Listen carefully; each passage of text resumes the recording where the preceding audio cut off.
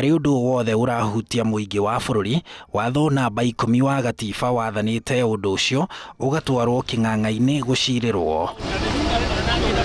Iguru ria uheani wa mugunda wa bururi kuri thirikari ingi, mawakiri marauga urahutia utonga wa bururi na ikinya ria President Uhuru Kenyatta kuheana eka 10 cia mugunda Naivasha kuri bururi wa Sudan ya muhuro ni mugaru wa watho, kuona muingi nduritio mawoni maguo na riendekithia riri ritinatemanio mbunge-ini ya bururi. Tondu ingenda kwaria uhoro uria wa mari ona ni ndirorio ta Kenyans uguo maroria. Mweri-ini wa gatano mwaka uyu riria President wa Uganda Yoweri Museveni acerete Kenya, onake ni aiguithanirie na President Uhuru ati Kenya ni ikuhe Uganda mugunda o hau Naivasha. Ni njui ni ndathire kuri Minister wa Industries witagwo Munya. Ya watwikire kwina dry port, nikuroka dry port riu ndiamenyaga niha. Ndathire kumuria ri dry port ino ri andu a Naivasha ri no mende ndimere ninakwiroka.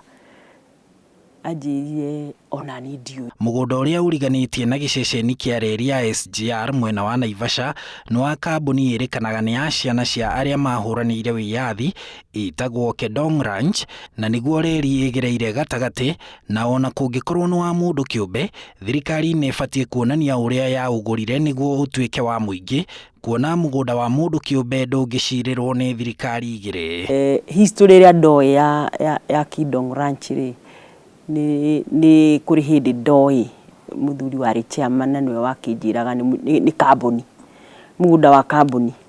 Riu kana president akiri member wa kambuni iyo ri kana ni ari share kana ni endeirio ri, riu ucio niguo uma uria itari naguo.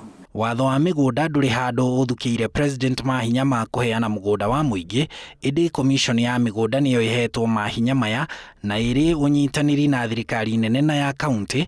Commission ino ni ihetwo rutha rwa kuheana mugunda kuri thirikari cia nanja, indi no nginya thirikari icio cia nanja nacio ihe Kenya migunda kwao kuringana na uiguithanirio wa Vienna. Na ni kiuria kiri na kirigisha o uroria tondu reri ndikiri private. President Uhuru kuhitukira mwaria wa thigira wa iregi Kanzedena augite ikinya riri rirongoreirie gutura mieke ya mawira kuri andu ethi. Manake sio tu kutoa kwamba imetolewa ardhi, lakini bali itaweza kutoa ujenzi wa nyumba. Bila shaka kuna watu wataweza kujenga nyumba wakapata watu wa kuishi pale, biashara pia nayo itaweza kupanuka. Thirikari cia Uganda na Sudan ya muhuro itanyitwo gwaka makumbi ma kuiga mirigo yao gwa kahinda, wona yarehwo Naivasha na reri kuma Mombatha.